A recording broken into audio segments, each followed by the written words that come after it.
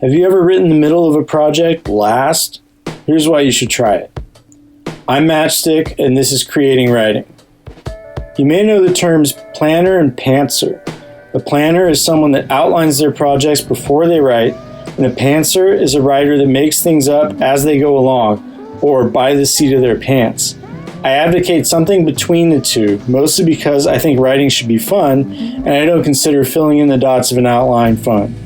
What I usually do is write projects from the beginning first, then write the ending to make sure it's solid, then outline what's left, the middle.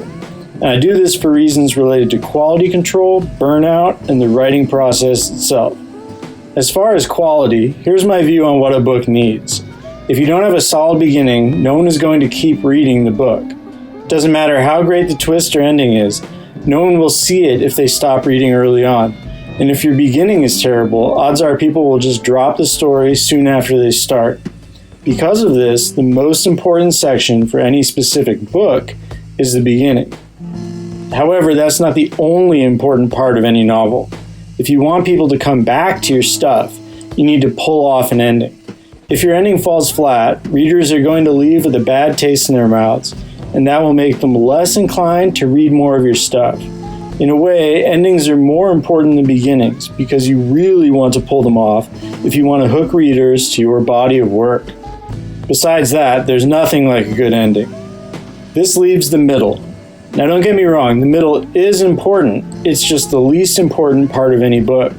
You can write a killer beginning and a killer ending, and if the project starts off strong and seems like it's leading to an epic conclusion, the reader will probably forgive a subpar middle.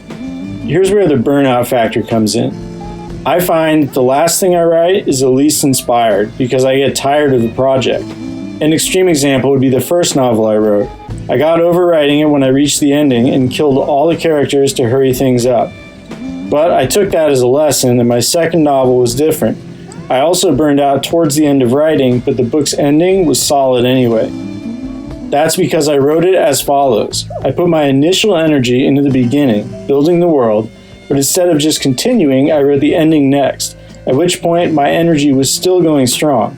Then I started writing the middle. Because of this, the burnout point, the part of the book where I started to lose interest in writing it, aka where the lowest quality writing was in the project, was the late middle. The final reason I write this way has to do with making the writing itself easier. If we look at the beginning of the book as a starting point, if we travel down the path a bit, we may have an idea of where we're headed. When you have a pretty good idea of what the ending will be, writing it means that you now have a starting point and a destination. That means you know what needs to be set up for your ending, and you can set those factors up from where you are in your beginning, sort of working forwards and backwards. This is where the improvisation outlining hybrid comes in. I improvise the beginning and ending, then outline what needs to happen in between the two. There you go, and that's the method that works for me. But that's just my opinion. If you disagree, definitely let me know in the comments.